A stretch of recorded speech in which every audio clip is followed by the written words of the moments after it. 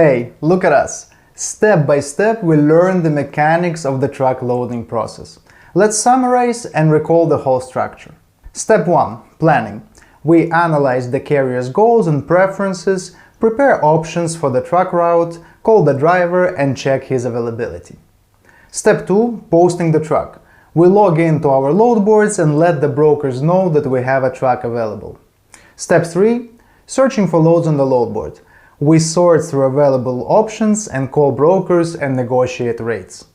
Step 4. Once we find a suitable load, we book it verbally and then fill out the documentation and finalize it. Step 5. We get the rate confirmation and send instructions to the driver.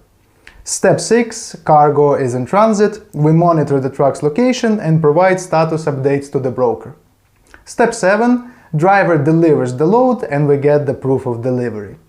Step 8. We invoice the broker on behalf of the carrier, and Step 9. We keep a record of each shipment and keep track of our commissions. But what is the 10th step? Well, actually, it's just repetition.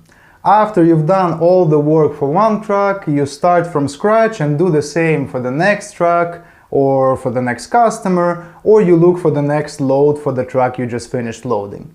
Sounds kind of repetitive, but trust me, dispatchers are never bored at work.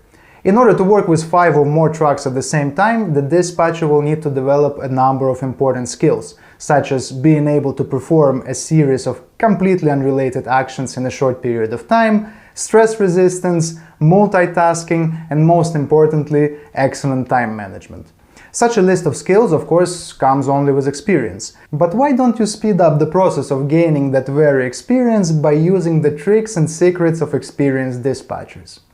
When creating this lesson, I gathered my best employees and also spoke with a couple of successful colleagues from other companies and asked them all one simple question: how do you get things done?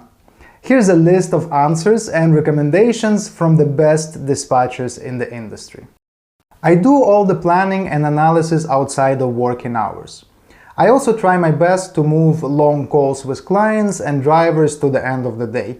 When the clock strikes 8 a.m., all my focus is on brokers and booking loads.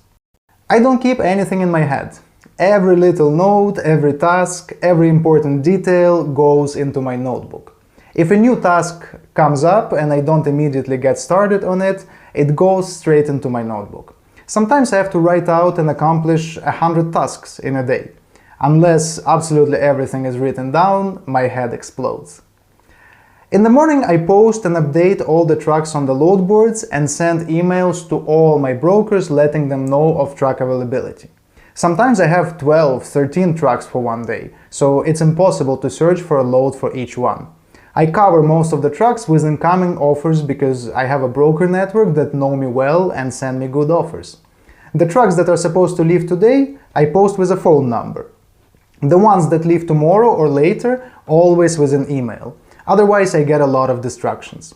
When I've dealt with most of today's trucks, I start processing all the emails. Then I go back and post tomorrow's trucks again, but now with a phone number. When I call on loads, I always keep a separate note for each load. There might be a lot of calls, so I have to save the information so I don't have to call the same broker many times. On most boards you can mark the loads that you don't like and remove them from the list. Be sure to always mark the pickup time. Then, if it hangs on the board for a long time, I check how much time the broker has left to close the load.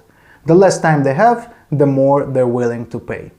I discuss with the client when he wants to take the load. Sometimes you sit around all morning looking for loads and then he says, "Let's wait until the evening, maybe prices will go up." It's a waste of time. It's better to call right away and say, "I'm looking for loads," and discuss how much money he wants to make or what his goal is. Good communication saves a lot of time. If possible, I book at least 1 to 2 loads in advance. Everything of course depends on the customer. It's not suitable for everyone. But carriers who work this way always earn more in the long run. I always make the last hour of work count. It's the key to success. Many people think that the last hour of work is a time to relax.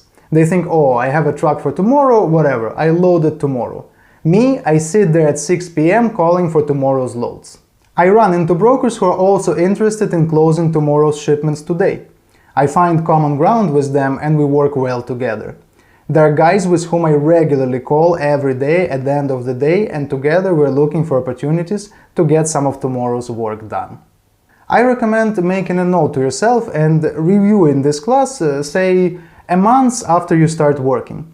I guarantee that you'll recapture useful insights and improve the quality of your work. Well, we're finishing up this module, and at the same time we're finishing up the first introductory part of the course. The next 4 modules are the second, advanced part. It contains information you'll need to become a real professional. Be sure to complete your homework assignments for this module to earn your points. And of course, don't forget to leave a couple of days to rest and absorb the information.